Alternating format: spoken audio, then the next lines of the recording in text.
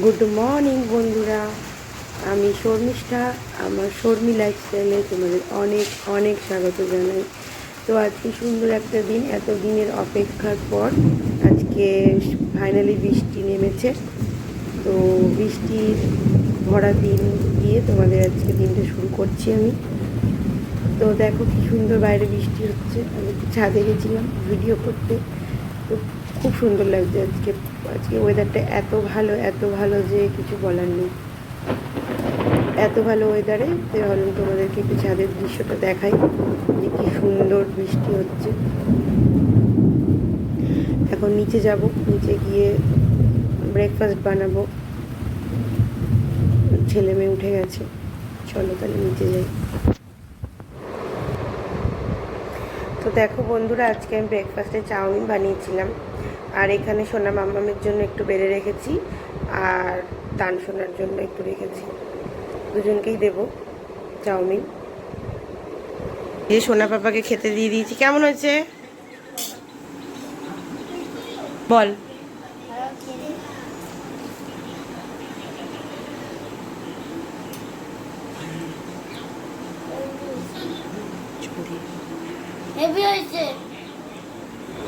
আর এদিকে দেখো মামামকেও দিয়ে দিয়েছি।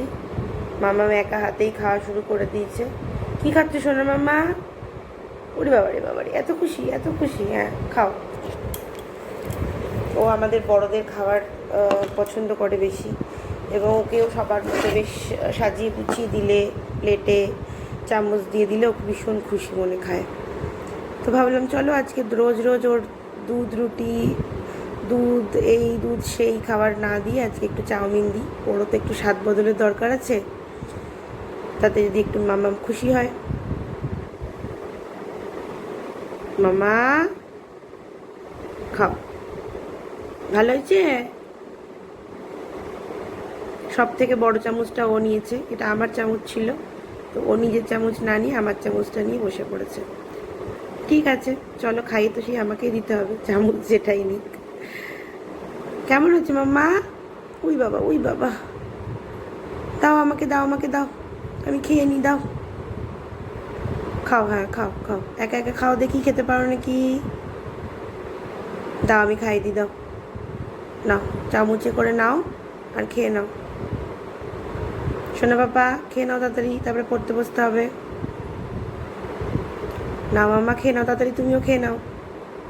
তুমি পড়তে বসবা? ওরে বাবা, চামচে তো উঠছেই না। চলো ব্রেকফাস্ট করে নাও, তারপরে আমি এবার দুপুরে রান্না করতে যাবো।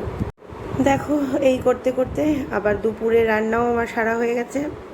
ওদেরকে খেলতে দিয়েছিলাম, বাবুকে পড়তে দিয়েছি বসিয়ে আমি রান্নাটা করে নিয়েছি। তো রান্না আজকে সিম্পল মেনু, চিকেন আর ভাত। আর মাম্মামের জন্য একটু চিকেন স্টু করেছিলাম, সমস্ত সবজি দিয়ে, আলু দিয়ে, চিকেন দিয়ে। আর একটা ডিম সেদ্ধও আছে, যেটাও খাবে সেটাই দেব। তো অ্যাকচুয়ালি হাজব্যান্ড থাকলে অনেক রকমের রান্নাই হয়, তো না থাকলে একটু চিকেন ভাতই যথেষ্ট আমাদের জন্যে। আমার ছেলে এই চিকেনটা ভালো খায়, বাদ বাকি কোনো কিছুই খুব একটা খায় না ও। তো দেখো চিকেনের কালারটা কিন্তু ভীষণ সুন্দর এসছে, এবং টেস্টও কিন্তু খুব সুন্দর হয়েছিল। আর কিছুদিন ধরে আমি এইভাবে চিকেন রান্না করছি, চিকেনের টেস্টটা বীভৎস হচ্ছে। তো চলো দুপুরে খাবার সেরে ফেলি, কারণ ছেলে আবার খেয়ে পড়তে যাবে, ছেলেকেও খাইয়ে দিই। চলো তাহলে।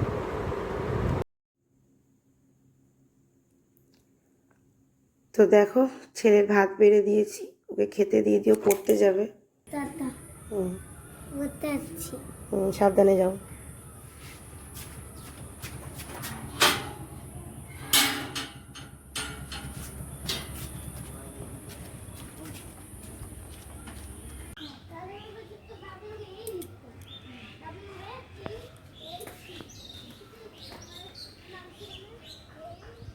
দেখো পিসির সাথে পড়তে চলে যাচ্ছে।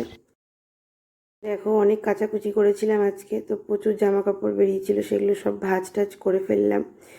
এরপর সন্ধেও দেওয়া হয়ে গেছে, দিয়ে এবার ছেলেকে পড়তে বসাবো। তার আগে ভাবলাম জামা কাপড়গুলো ভালো করে ভাঁজ করে নিই এবং জায়গা মতো শর্ট আউট করে নিই, নাহলে যেরকম সেরকমভাবে পরে থাকলে না জামা কাপড়গুলো কেমন যেন কুঁচকে যায়। ওই জন্য আমি যেদিনই কাচাকাচি করি ধুই সেদিনই জামা কাপড়গুলো আগে ভালো করে ভাঁজ করে সর্ট আউট করে দিই। তো চলো এগুলো ভাঁজ করে জায়গা মতো রেখে দিই, এবার ছেলেকে পড়তে বসাবো। দেখো সোনা বাবা পড়ে চলে এসছে অনেকক্ষণ, তারপরে একটু ঘুমিয়ে পড়েছিল, দিয়ে এখন পড়তে বসে গেছে। আর সোনা পাপা একটু পড়ে নিক। এই সময়টা আমি সম্পূর্ণ ওর পাশেই থাকি, ওকেই সময় দিই। এই সময়টা আমি অন্য কোথাও করি না, কারণ আমার মনে হয় এই সময়টা ওকে দেওয়া খুব দরকার।